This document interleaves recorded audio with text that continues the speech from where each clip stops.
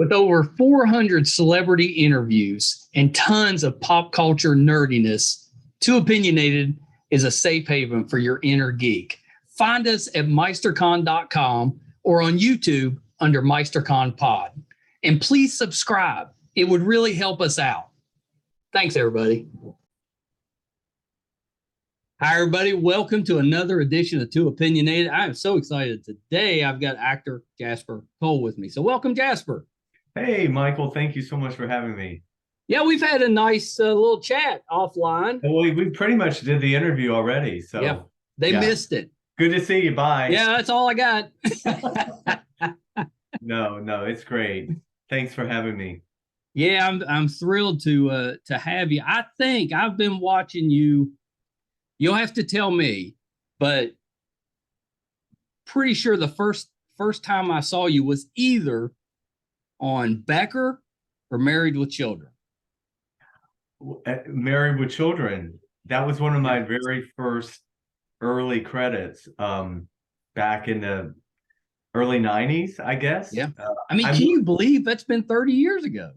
No, and I moved to LA in 87, but it's funny because at that time when I did Married with Children, first of all, I was a big fan of the show, but that was that whole controversial week about, I can't remember if it was, something with Tipper Gore and the whole thing about menstruation. I don't know. There was something. Yeah, there was some controversy around it. So there was a lot of press there, and I was just like, oh wow, this is this is how it's always going to be. Of course, I was like 25 or something, So, but I was thrilled to be on that set. Yeah.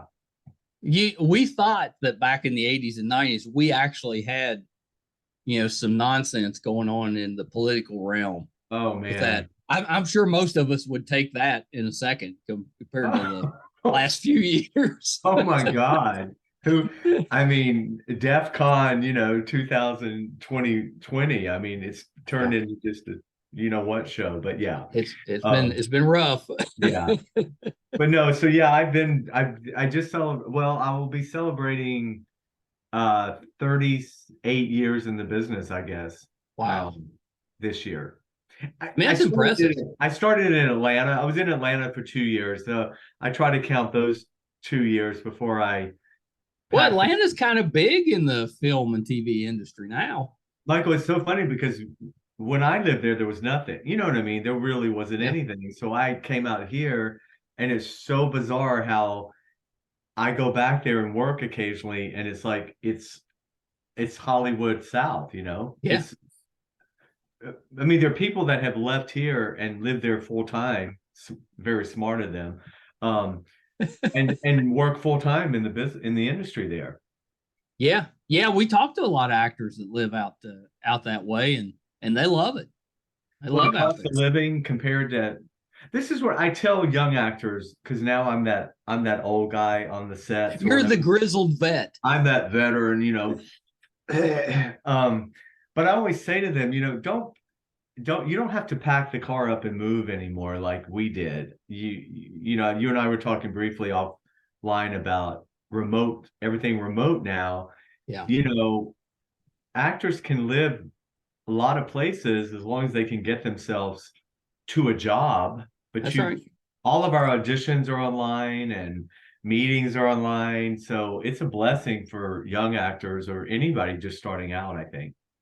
Yeah, agree. I completely agree. I wanted to mention too, because I love the show, but you had a little stint on a sci-fi show called Earth 2.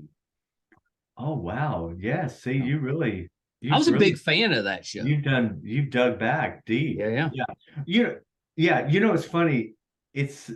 I talk about this sometimes, though, I was so like constantly at that age, just like moving like to the next thing that I really did not. I wasn't in the moment a lot. Like of course I remember doing it, but I wished I had been. I guess it's part of being in your 20s. I don't know, but I wish I had just been a little more in the moment and could tell you some great thing about it. It's like all I could say is it was like check, another credit, check. You know what I mean? Well, I think we're all like that. in our Yeah. early 20s. I always talk about that. I was a parent in that time period. I became a parent in my mid 20s, and I have a hard time remembering much of any of it because you're just so in the moment and just trying to kind of get through those couple of years when they're young and you're just starting out and you're trying to start a marriage and all that stuff. And now I look back and I'm like, what You're like, happened back then? how did I do that? Yeah. Well, Well, that's why you do it when you're young. We Well, I was couldn't do going to it say, it's weird, right? Because on some hands, some people say they would be better parents if they started older, but then it's like, well, but then you don't have that time left with your kids. So that's right. Yeah. Anyway, but Earth 2, yeah. Yeah, that I'm trying to remember the showrunners on that show. They all went on to do other. Yeah, the cast was real. I mean, if I remember right, Clancy Brown was on that, and it had a really strong cast. Yeah, yeah. That's the great thing about too now is I'll go back and I'll look, and this is what I always tell actors. It's a small business. Like you can burn a bridge without even realizing. Like right. I go back and I look at like where a lot of those people are, good and bad, right? Like some crashed and burned, but others thrived. And it's just, you never know. I get jobs now from somebody 15 years ago or somebody I may have worked with way in the past. So just show up and always do your best, I guess, is my. Because you never know. Well, I always kind of look at that too. You should never treat anybody poorly, because in a few years you might need something from them.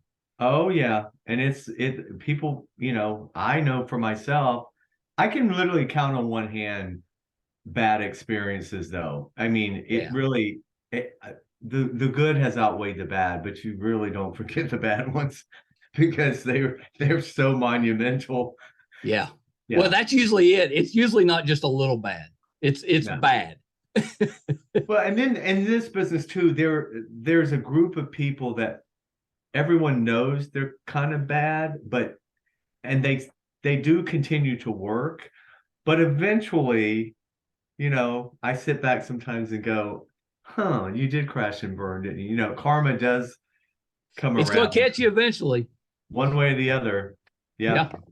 Well, Jasper, let's back up a little bit. Tell me what got you into acting, because you've been doing it most of your life. So what, made you want to become an actor? Well, I was the youngest of four boys. And I was. Oh, you were the baby. I'm the baby. Yep. And poor mom, no wonder she liked a little cocktail every now and then. If weed had been available, she probably would have been on gummies. But whatever gets you through those early years. Gets you. I think they had Valium in the day. She had a nerve pill. My nerves. She used to say my nerves. Yeah. I got to keep my sugar down. This is where the Southern thing comes in. But no, so I was just like the athlete following in my brother's footsteps. I secretively wanted to be an actor, and I would watch movies and TV shows. I grew up really hooked on all the 70s TV shows. I was born in 64, so really from about 70 on, well, you were younger, but the Barnaby Jones and the Quinn Martin productions and all those. Oh, yeah. And then the Norman Lear sitcoms, all the comedies.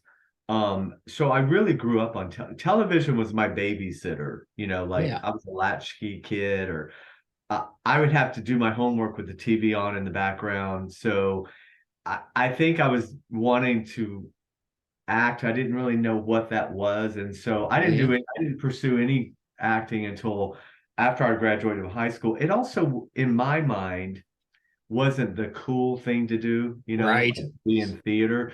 But I would sneak into the auditorium sometimes when they were putting on productions and kind of sit in the back and watch. So I was like a closeted thespian, But I waited till after high school, and then I really I tried college for a couple of years, but I ended up moving to Atlanta and just kind of going with what was there. I went to the Alliance Theater School, took a full program. I met a wonderful lady from Georgia as well, Becky Kennedy, and we got together and we wrote a play called Willow Springs Now, basically for Nice. us to act in. And we did it in Atlanta, and it sort of got a little following. And tell two 20-something-year-olds that you can go do something. We packed the car up and brought the play out to LA. I didn't want to leave my house now. So, but we came to LA with the play, and that kind of gave us at least a little something to do, and kind of gave us some attention, and and then it began the temp jobs and the day jobs. Right. Just You getting kind of made your own break there. Yeah, we were sort of doing it was basically like a spoof of a talk show at a cable access show in South Georgia. So Yeah. we were the two hosts. So what we did was we wrote every episode and we starred in it. And then we started getting celebrity guests in LA. I'll tell you what happened. George Carlin, the comedian. Yeah. There are no accidents in life. So George Carlin, the comedian, his niece was in our show. And he came to see one of the shows, and he came backstage, and he just, these are those little things that keep you going. And he was like, you guys are really talented. This reminds me of when I was doing radio in Louisiana. I mean, I don't know. It was like Charlie Brown's voice. He could have been telling me I suck or whatever. I had already made it in my mind because George Carlin was talking to me. So, and we just kind of got a little following. And then I got an agent from that and kind of just started the grind of being an actor, Yeah. Yeah. I mean, that's pretty great. And, when we first got cable TV was around 78, I think. So I was probably getting close to 10 years old. Well, it showed all those, comedies and dramas and stuff just in reruns. So I watched all that stuff growing up. I was just not watching them when they first. Well, exactly. Same here. Yeah. I mean, because I'm older, but we're not that far off. Well, I was born in 69. So we're 64. So yeah. So you're right. So for me too, a lot of those shows were reruns, as well. But I was big on the cop stuff, so like SWAT and the Rookies, SWAT, FBI, or FBI, Efren Zimbalist Jr. and we even watched some of like Barney Miller. You had that stuff, McLeod and for all the kids watching, just Quincy. Google what we're talking about. Yeah, they were all good shows. Oh, classic. Yeah, classic. Yeah, that was good. That was good stuff. But that's. So that's what got me started, basically. So you really made your own break. I think that's kind of a neat story because most of the time it's somebody, you have to struggle through and somebody gives you a chance. And I'm sure that's what happened eventually, but you kind of put yourself on the map by doing your own I thing. say my career has been a marathon, not a sprint. It's been I'm the long haul run. I'll be on the walker trying to get over the finish line. But it's just been a series. I hate that thing about when I make it, which we all said as actors, but I'm 59 now. So you wake up one day and you realize, you just kind of have been making it all along. There really has not been like, you may think that was your big break. And I guess at that time it was your big break. But it's just, the career it's a series of, I always say you got to be able to survive the valleys to enjoy the peaks, I guess. Yeah, that's exactly right. And I forgot, didn't you do something in Alien Nation? Yeah, I had a really tiny part. That's what I thought. It was kind of small, but I love that show when it was. Well, it was one of my that's an example of I went on to be an extra. I had just moved out here and I got upgraded. I don't even know if they still do that to a co-star. Like a featured extra or something like that. Featured, whatever. Yeah. So that happened to me a lot. Again, it's like things happened to me along the way, which just kind of told me you're in the right, just stay in the game, right? I had enough but that was a huge that was like a Fox production, and then I ended up doing the series. I ended up being on the series they did in a guest star role, which actually I don't think was even connected. I don't think it had anything to do with each other. But yeah, I tell a lot of actors, being an extra is good because you really get to see how it works. Watch the stars on the set and kind of it's not a ton of pressure as an extra. There's some, but a little bit different than what you'd have. It's more of a learning thing, That's right. I mean, there are professional extras who that's all they want to do, and that's what they do. But I think for young actors, or not just young, anyone starting, it's a good way to get on a set and figure out how things are done. Yeah, I think that's terrific. Yeah. So we got to talk about the kombucha cure. Oh yeah, that's because it came out a few weeks back, right? Mm-hmm. Yeah. And it's on Popstar. It's on Popstar TV, which is a free app. I always tell people you get it just like where you would put on Netflix or whatever on your TV, but it's free. There's no charge.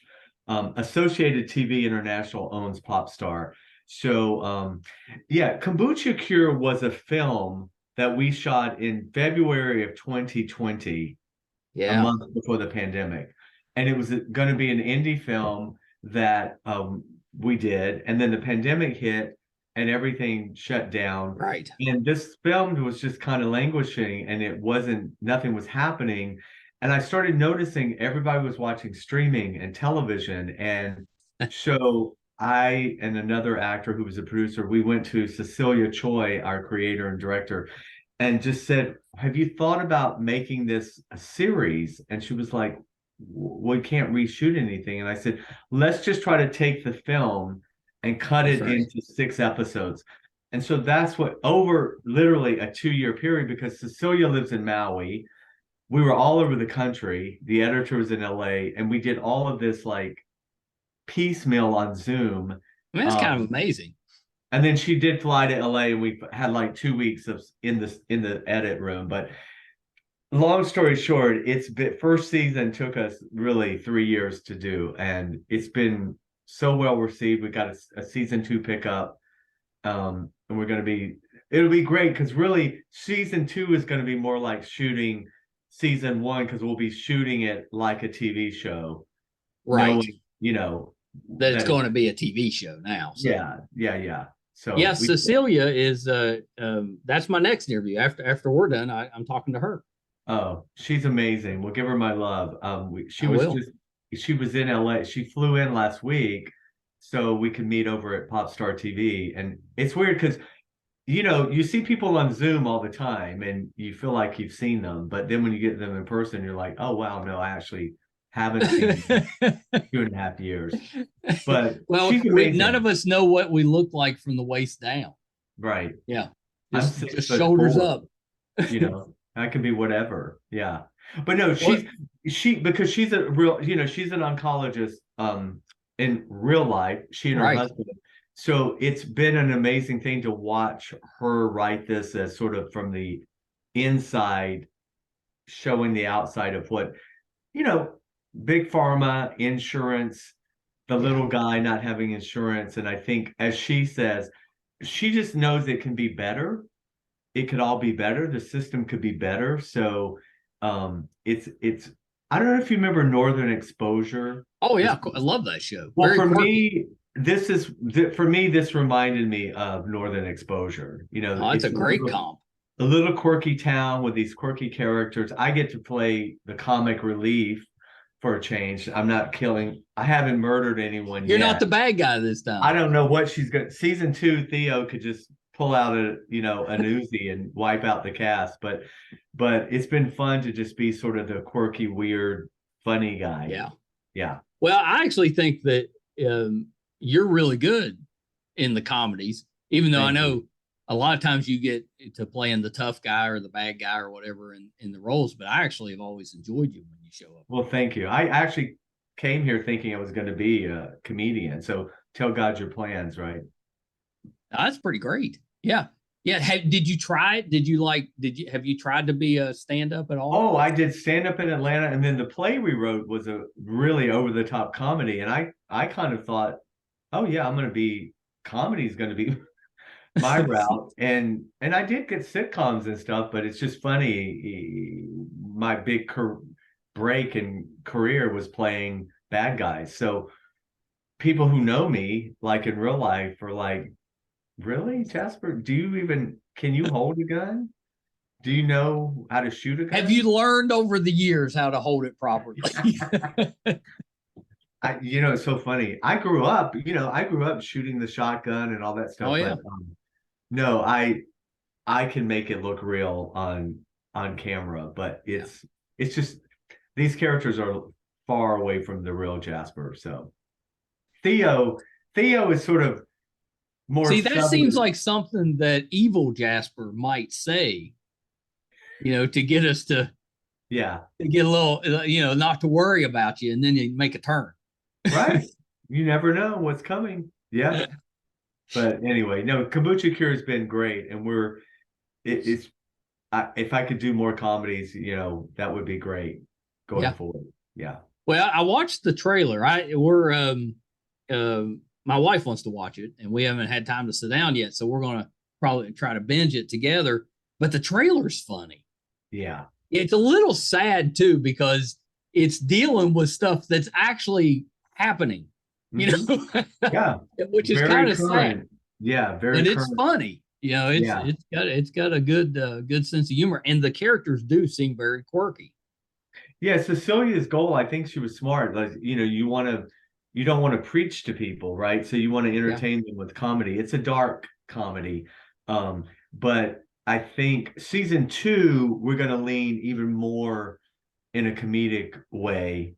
yeah. Going a little more comedic. But we have Tamara Braun is amazing. She's in the lead role, and Denise Boutet, and I mean, we have an incredible Jennifer Bassey, just all these great Oh yeah, veteran actors. Um, so it was a time when everybody was happy to be there, and we were just making this little movie.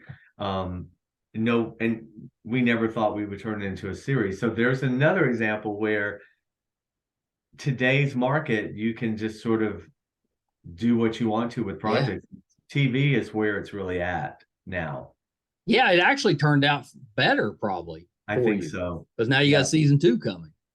And I think more people will are seeing it Yeah. than as an indie film. Sadly, indie films they're not there anymore. I mean, it just that whole market has changed. So it all worked Well, out. the whole industry really has changed since 2020.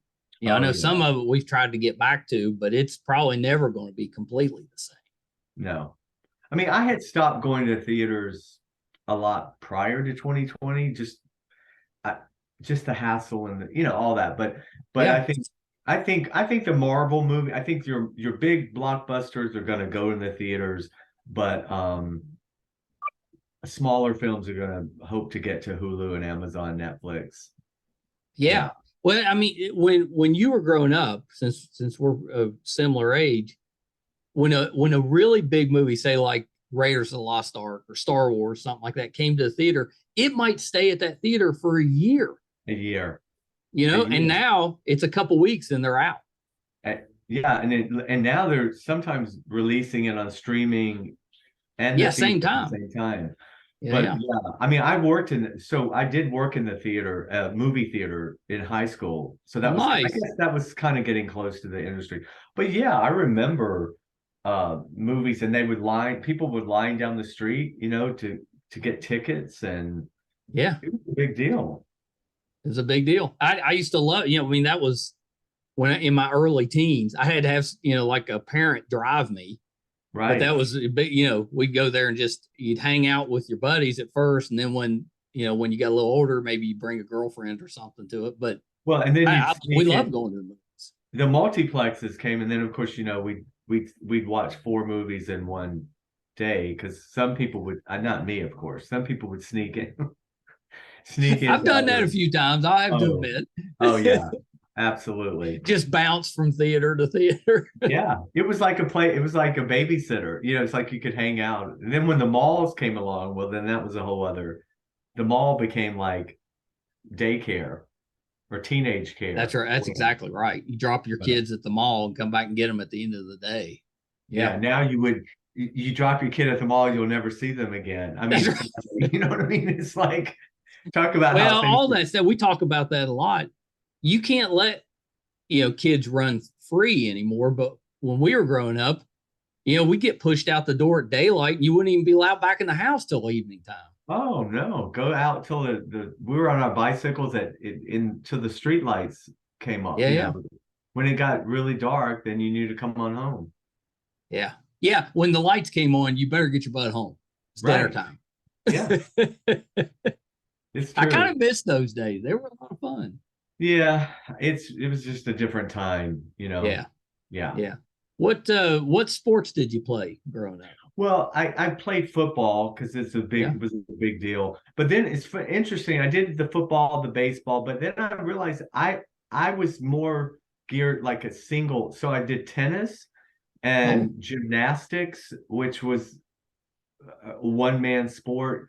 I find that I was better by myself in the sports. Than I always got like sportsmanship awards for the team playing stuff. I was little, so but I think I was like, I mean, I'm only 5'8" now. That's what I am, 5'8". 7. Okay.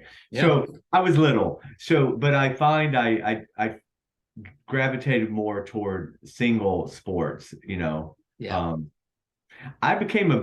was a big tennis fanatic, and then just moved to Hollywood. Then got obsessed with something else. But I did love playing tennis. Yeah. Have you got to play a tennis player on screen? No. Although I want to tell Cecilia, I want Theo to be a pickleball player in season 2. Oh, yes. Pickleball, people have lost their damn minds over pickleball. Especially out in the desert out here. I mean, they're 90-year-olds that are just face planting. I love it. Playing pickleball and stuff. So it looks to me like they're playing racquetball with a net. Right. Or ping pong. It's like ping pong. I don't know. It's weird. I mean, I'm interested. I'm trying to learn a bit about it. Because you can't let the ball bounce. You're supposed to keep the ball going. Right. Right. Which really does make you have to run faster because you can't wait for it to take that first bounce and then hit it back. But maybe we need to start a league. Is it big over 50 league? Is it big where you are also? It's getting really big. Like they're starting to make leagues and stuff that you can play. I was like, I don't even know what it is yet. Well, it's kind of replaced the bowling. Remember the whole bowling tournament thing that was such a big deal? I just find that so I'm a little fascinated by that. So I thought, I'd love to play a character. I think Theo might get obsessed with pickleball. I'm not saying he'd be good at it, but I think that's a great idea. And when are we going to bring back badminton? We played badminton growing up all the time. Right. Nobody plays anymore. Nobody. What's wrong with badminton? People forgot about badminton. We used to terrorize the bats in the neighborhood, out there playing at dusk, and they're diving. Remember how cheaply made those things were? Like you could literally, like 3 slams, and the racket was twisted, and the little birdie was done, and they were extremely cheaply made because you could break them. Just if the wind blew too hard, it might break it. Right. And the net. Oh yeah, we usually ended up just forgetting about the net. You don't even need a net, actually. You're right. We can get it around the yard. Well, that's it. The goal was just to keep it going, so you didn't really need a net. We never kept score. Which is pickleball-ish a little bit too, So it's a little homage to all that. So anyway. Yeah, that's pretty great. Loved you in MacGruber. Oh, see, yeah, thank you. MacGruber that was a turning point in my career.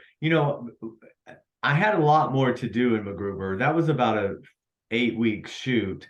But things get trimmed and cut. I mean, it's an amazing experience working with Val and that whole team. Being in Albuquerque in August with Val Kilmer was an experience because Val Val's very funny. He's very eccentric. I mean, like, and at the time I tell this story, he was rumored to be, he was going to run for governor of New Mexico. Oh, And so he lived out there, so he would drive himself to the set. And so I first met him, and he's like, "Hey, Jasper, Val." I'm like, "Nice to meet you." He goes, "I can count on your vote, right?" And I was like, "Well, Val, if I lived in Arizona, New Mexico, you would get my vote, but I'm registered in California." "Oh, okay. Can you do a write-in?" I'm like, "No, I can't do a write-in." Every day, I don't know if he was shitting with me. I think he was playing with me. So every day, "I got your vote, right, Jasper?" "Oh, hell yeah." So then we were campaigning for Val to run for I love governor, that. which he never did. So Yeah, he's a I love that. He's always been one of my favorite actors, and Tombstone's probably my favorite movie. So I loved him Oh man, yeah. in that. Yeah, he's Well, terrific, terrific actor. well, I was in Saturday Night Live. Back to comedy. I mean, Saturday Night Live has always been my like gold standard. So Yeah. just to work with like Lauren Michaels was one of the executive producers. So there was Seth Meyers was a producer. So to be on set with Will, Kristen and Will, they were all on SNL at the time. So for me, it was just like, and this was right before Bridesmaids. This was the summer before uh, Oh, Bridesmaids, and it was a great experience I for bet sure. it was. I bet it was terrific. Well, it Yeah. used to show up on Leno every once in a while in the Yep. skits. They're never getting to, I mean, always playing the weird, creepy guy, but that's another great example of where I kind of got to become like one of the Tonight Show players where Yeah. they would literally call, what they do is like, I could be sitting here now and Scott, the casting director, would call and say, "Jasper, we're shooting it. We're pre-taping a segment. Can you be here at 4?" And it's like, either you could or you couldn't. And Right. what I didn't know is they shoot all these segments and half of them never make the show that Oh, night. really? So I must have done, I don't know how many that never got on air, but they would shoot them, and I guess by the time showtime came, they would cut them. Yeah. So Run out some of made it time. on, but Yeah. I got, and here's an LA thing. This is so LA. I was in LA last week. I was actually going to meet Cecilia, and I was killing time in Burbank. So I pulled over, was talking to a friend of mine on the phone, and I see this old vintage car coming, and here comes Jay Leno in one of those souped up cars that caught on fire. Yeah. That's just because that's his hood over there, and that was just one of those LA moments where you look out and there's Jay driving his little 1920s, whatever it is. He was a cool Yeah, guy. he's had some bad luck here recently with his older vehicles. Yeah. But the Tonight Show was I learned, I mean, everything was rehearsed. I mean, Yeah. everything, every question. It wasn't a real like free flowing conversation. Like everything Jay, it was planned. They actually had a PA that would sit and rehearse the questions with Jay during rehearsal. Yeah. So that's That's why pretty great. I mean, if as an actor, that's probably a pretty good gig. yeah, I mean, literally, I that's why you see they always know they do the pre-interviews with the actors. So actors, all the guests know what they're going to talk about, so there are no surprises. Yeah. So people don't just go off script, which I actually love those moments, right? Oh, we all do. Yeah, that would be Because that's great. when you get the real dirt. And that's what I like this on my show, one-on-one. I just like to have a conversation, like I Yeah. don't want to I don't want to pre-plan anything. I just want to have a real conversation going. I think it's more interesting, don't you? Yeah. Yeah. Yeah, you were telling me off camera, you've been doing that show for 11 years now. That's We're in our impressive. 11th season. Yeah, I love doing it because actually when I was doing press for MacGruber, that's how it first started. I did a radio show and the guy said, "Jasper, you ever thought about having your own show?" And I said, to do what?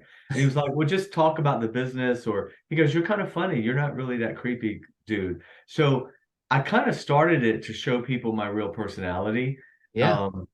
And then I was actually, my 2 years in college, I was a psychology major. So I'm actually fascinated by people. I like to talk to people. I like to interview people. So it's one of my favorite things I've done. Yeah. Yeah. That's awesome. I think you were, I mean, I know it's more in the radio format, but you were podcasting before most people were podcasting, basically. Really, yeah, I didn't know what, I mean, didn't really know what it was. We were live in studio, but it was internet radio. Yeah. And so we were on camera live. And then we went over to audio. But yeah, I mean, God, who doesn't have, my Everybody. I dog always say that the best thing about podcasting is anybody can do it. The worst thing about podcasting is anybody can do it. Everybody's doing it. Yeah, literally. Yeah. But yeah, that's pretty great because you got in early. Again, another one of those, just didn't plan it, didn't think about it. There's something to be said about things that you don't know, that you're not chasing. And acting for me was always like dangling that carrot, right? And I was just chasing it. But writing, producing, I manage actors, all that stuff just kind of happened to me, and I wasn't really pursuing it. So, and there's a lesson there, I think, in some ways, like just have some balance in life. Yeah, I think that's a really good lesson. Are you working on anything writing wise right now? Writing wise, no. I kind of veered. I more produce. Yeah. Right. I have a project actually with Cecilia, but it's a project I've been attached to for 15 years. Oh, wow. It's about the opioid crisis, which was originally set in Appalachia. Yeah, I was going to say we're right in the middle of that here in West Virginia. Yeah, and so that when it was first brought to me, written for me actually to play the lead, Jerry Lee Davis, who's from North Carolina, it was basically all about the opioid crisis in that part of the country. And since then, though, a lot has, Hillbilly Elegy and Dope Sick, and there's been a lot of attention to that area. So we're moving it to another part of the country that's not been getting the same attention. But it's really, and then you bring in fentanyl and this whole other stuff. But so that's my next project that I'm working on right now, and it'll be my first number one on the call sheet. But it's a role. If I don't hurry up and play the role, I'll be the grandfather in the show. Because when Jerry Lee wrote it, I was like 40. We just keep aging the character up, in the thing. So, but Cecilia has come on board with it, and is going to. That's awesome. Yeah, I'm trying not to say too much, but anyway, that's my next thing. That's coming up. I did a really big studio horror film last summer up in New York that will be coming soon. It's from a big, again, I can't really talk about it, but it's a big horror genre person, and it's really about these 6 or 7 young teenagers, and they're the stars, and then I'm one of the bad guys in it. Yeah. That something happens, Well, when you get either of those out, you got to come back and talk about those. Oh, I'd love to. Yeah, for sure. That'll be fun. We enjoyed your turn on the Rookie. Oh yeah, they kept saying Crackhead Fred was coming back, but I was hoping. That's what we were like. At some point he'll come be back yet. I mean, I have a wife, Wilma, but we need Fred and Wilma to come on back. Yeah. We thought that was a great character. They needed to bring him back. That's another example of those producers. That I've worked for them on many shows. over the years. All those shows that Jonathan Littman does. So pilots that never got aired and stuff, so it's just a blessing to keep getting called. Yeah. Yeah. Now I have my eyes closed for a bunch of it, but you had the role in American Horror Story, and my daughter, my wife, absolutely loved it. Well, again, I'm not the best horror guy, so I was, the truth is, I grew up loving horror movies, watching them. Now I don't really watch them. I do them, but I don't really enjoy all the blood and the gore anymore. Yeah, it's me. But for me, it's always about like to work with Ryan Murphy, like to work on Brooklyn Nine-Nine, like whatever show, just to work with this. It's always about the director and the team and the cast. But to work with Ryan is great because once you've worked with Ryan, he will bring you in on other projects. Yeah. He's loyal like that. So I think that's awesome. I love showrunners and writers and stuff that do that constantly bring back the same people. I think that's awesome. Well, now that I'm sort of on that other side, as an actor, I used to just be like, well, why can't you give other people a chance? But when you've been on this side, you realize you kind of, once you find people that aren't crazy and that you can trust and that are going to do the job, right, you just kind of don't want to take a chance on some other people. It's a weird. Well, it makes sense. Yeah. Yeah, I mean that completely makes sense. So I know we got to wrap up because Cecilia will be coming on, but I wanted to mention, I spent before this podcasting gig, I ran call centers, and I used to run a DirecTV call center, and you did those commercials with Rob Lowe, because before they came out, they would show them there at DirecTV, before they aired, so we got to see them early with that. So that was great. I had a good run with that. That was a good money making commercials. Yeah, they were funny. Bob was great. I can't remember. They pulled them for some reason. I don't remember what happened. I don't remember what happened either, but they did. There was some, because he had a whole series of them going. Yeah, but they were fun. It was another, just commercials are like great because you work one day, and they can pay you for a while.